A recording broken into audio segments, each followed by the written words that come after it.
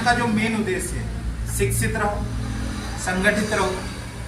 शिक्षित रहोगे, संगठित रहोगे, राजनीतिक तो जरूर बनो। इस राजनीति को गंदा कहने वाले लोगों ने आज पूरी सत्ता कब्जा रखी। आज लोग आप लोग हो कहीं सत्ता में।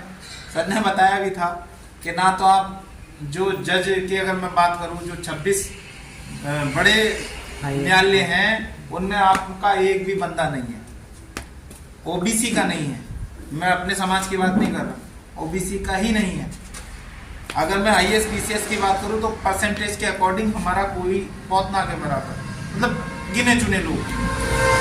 कहाँ गया, कौन खा रहा?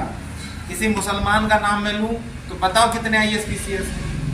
अगर मुसलमान से हमें दिक्कत है, चलो मैंने माना मुसलमान से हमें दिक्कत है, पर मुझे दिक्कत तो बताओ कहाँ है। भाई 5 किलो राशन आम आपको तो नहीं मिल रहा, सबको मिल रहा ना। तो बीजेपी या कोई अन्य पार्टी या कोई अन्य दल, मैं किसी विशेष पार्टी के पीछे नहीं हूँ कि कांग्रेस, सब एक ही थाली के चट्टे बट्टे हैं, तो मुझे किसी से कोई मतलब नहीं। मेरा मतलब ये है कि जो जो पार्टी सरकार में आती है वो हमारे अनुपात के अकॉर्डिंग हमें हमारा हिस्सा क्यों नहीं देती। और हमारी जो लड़ाई है वो यही है, और उस लड़ाई के लिए आपको क्या होना पड़ेगा, एकजुट होना पड़ेगा कि नहीं।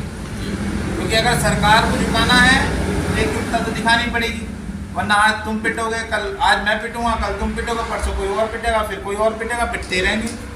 और अगर पिटना ही है तो मैं आपके साथ हूँ, मैं भी पिटूंगा। पर मैं स्वाभिमानी हूँ, मेरे जितने भी संगठन के साथ जुड़ने वाले लोग हैं जो आएंगे इधर, वो स्वाभिमानी है। इस देश के लिए स्टूडेंट एक आर्मी के समान है, इसलिए संगठन का नाम स्टूडेंट आर्मी रखा गया। अगर आज बात करूं इस देश की तरक्की के लिए, तो हर देश का अरबों नागरिक, चाहे वो छोटा सा बच्चा क्यों ना हो, वो आर्मी के ही समान है। हर हमारे जो खून में है ना, वो देश की एक उमंग लेके हम हमारे बच्चे जन्म लेते हैं। मगर इस उमंग को खत्म करने वाले भी कुछ लोग हैं जिन्होंने हमारे अधिकार छीने, जिन्होंने हमें गुमराह करा। वो कोई और नहीं, हमारे बीच में बैठते हैं।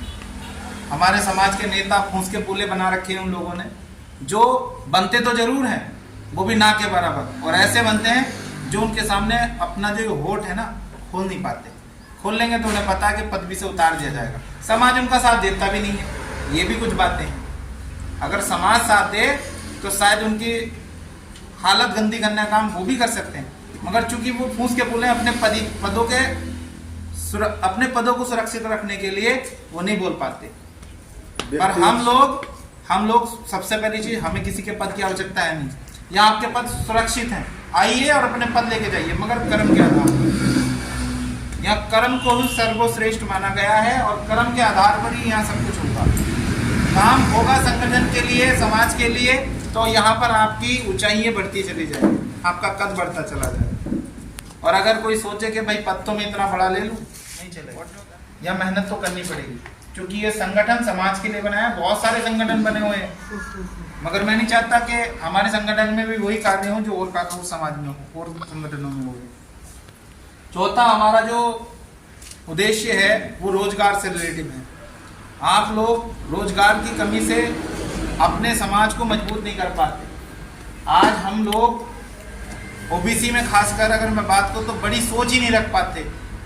हमने ये प्लानिंग की कि आप लोगों को रोजगार किस दिशा से, किस तरीके से दिया जाए, उसकी कुछ प्लानिंग हम लोगों ने की।